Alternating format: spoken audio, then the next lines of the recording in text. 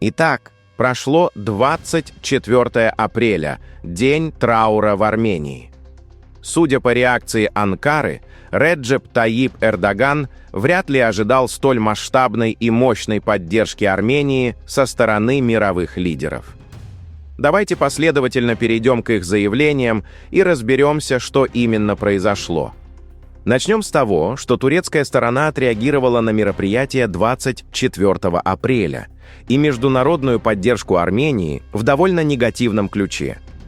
Армянский патриархат Турции опубликовал послание президента Реджепа Тайипа Эрдогана, зачитанное в армянской церкви святого Акоба по случаю 24 апреля.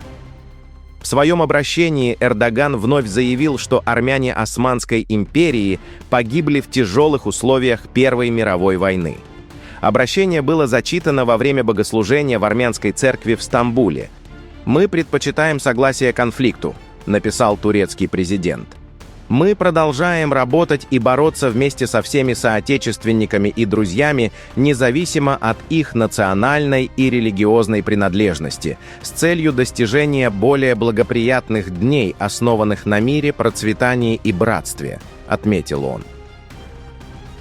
В тот же день официальный аккаунт Министерства обороны Турции в социальной сети X опубликовал следующее заявление. «Мы с почтением вспоминаем беззащитных и невинных турок, зверски убитых армянами во время событий 1915 года». Заявление было опубликовано именно в День памяти жертв геноцида армян в Османской империи. Мой комментарий к этому заявлению словами Авраама Линкольна. Лицемер — это человек, который убил обоих родителей и просит суд о снисхождении, ссылаясь на то, что он сирота. В свою очередь, Министерство иностранных дел Турции выступило с отдельным заявлением в связи с тем, что некоторые зарубежные политики называют события 1915 года геноцидом. Климат мира и примирения, сформировавшийся на Южном Кавказе, является мощным ответом тем, кто стремится превратить регион в зону сотрудничества и стабильности, а также тем, кто пытается извлечь вражду из истории.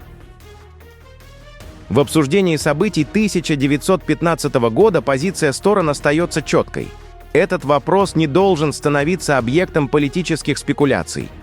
Вместе с тем видно, что некоторые политики третьих стран пытаются использовать эту тему в узкополитических целях или стремятся скрыть собственную ответственность. Наша страна, на протяжении веков являвшаяся примером культуры совместного сосуществования, открыла свои архивы для справедливого и научного изучения событий 1915 года и предложила создать совместную историческую комиссию. Это предложение сохраняет свою актуальность. Мы призываем третьи стороны с конструктивными намерениями поддержать усилия, направленные на формирование общей и справедливой исторической памяти, а также способствовать развитию конструктивного диалога, который сложился в последнее время. Говорится в заявлении МИД Турции.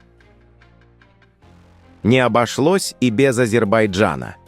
Хотя Азербайджан напрямую не имел отношения к событиям 1915 года, его власти также решили вмешаться. Министерство иностранных дел Азербайджана выступило с заявлением в связи с сожжением флага Турции в Армении. Решительно осуждаем сожжение флага Турции, произошедшее 23 апреля в столице Армении, городе Ереване, в ходе факельного шествия.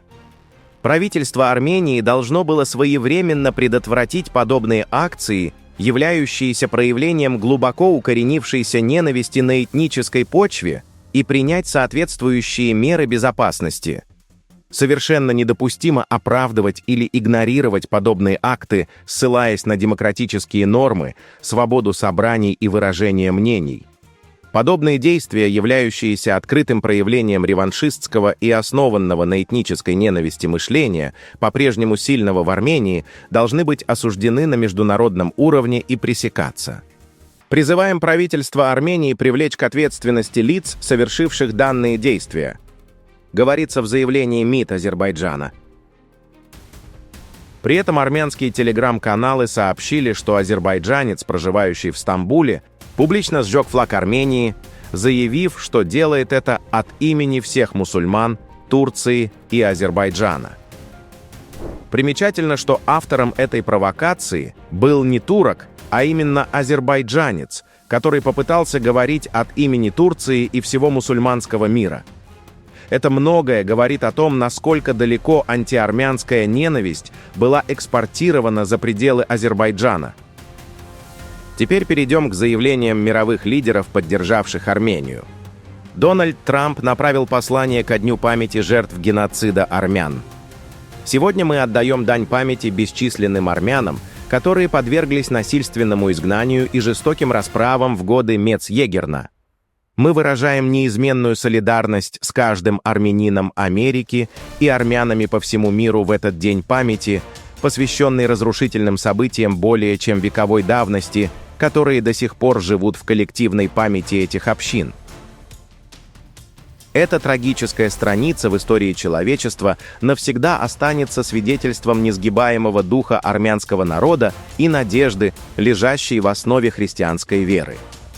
Мы чтим силу и решимость армянского народа, проявленные в преодолении тяжелейших испытаний прошлого и в построении будущего, основанного на процветании, безопасности и мире. Мы вновь подтверждаем нашу приверженность стоять рядом с ними. Соединенные Штаты и Армения продолжат совместные усилия, направленные на построение более безопасного и процветающего мира. Моя администрация укрепляет стратегическое партнерство, создавая новые возможности для армянского народа и содействуя установлению устойчивой и долгосрочной стабильности на Южном Кавказе.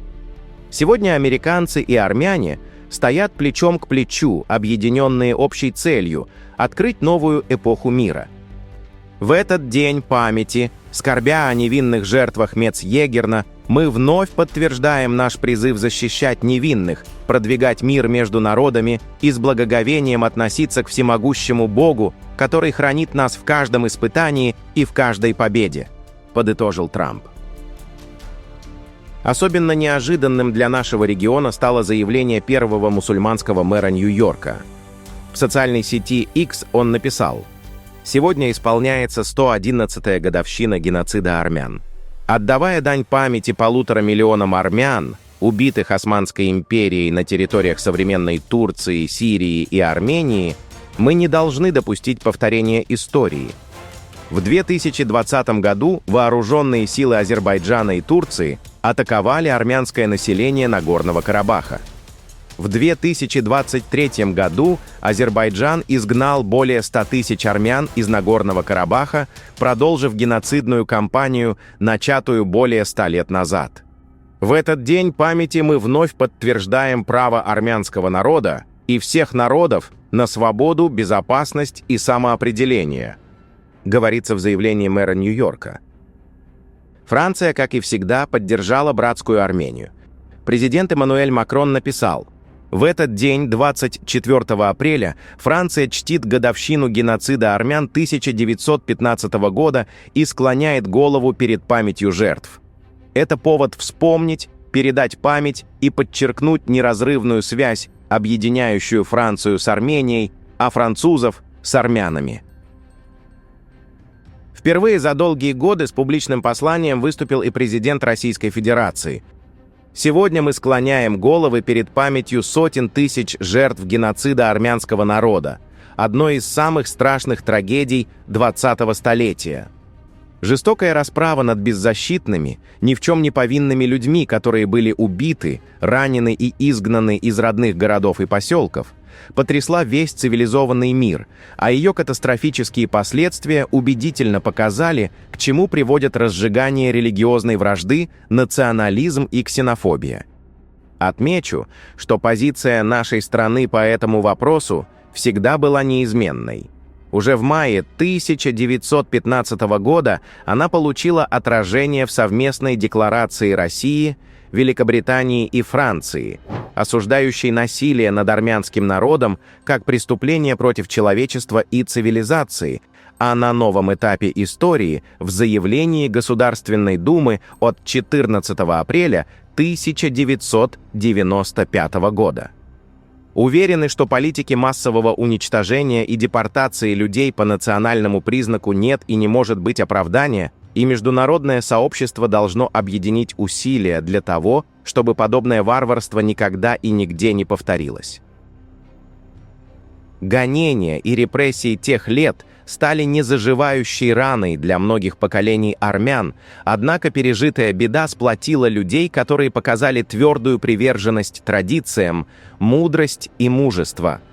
Убежден, что и впредь сыны и дочери Армении будут беречь национальную самобытность, многотысячелетнюю культуру, язык, свободу и духовные ценности.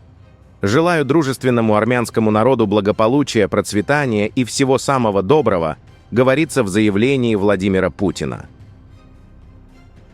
С посланием также выступил министр обороны Греции Никос Дендиас, заявив, что «сегодня мы чтим память жертв одного из самых ужасных преступлений против человечности XX века – геноцида армян». В свою очередь, Министерство иностранных дел Кипра также выступило с заявлением: «В день памяти жертв геноцида армян мы вспоминаем погибших и клянемся сохранить их священную память. Никогда больше».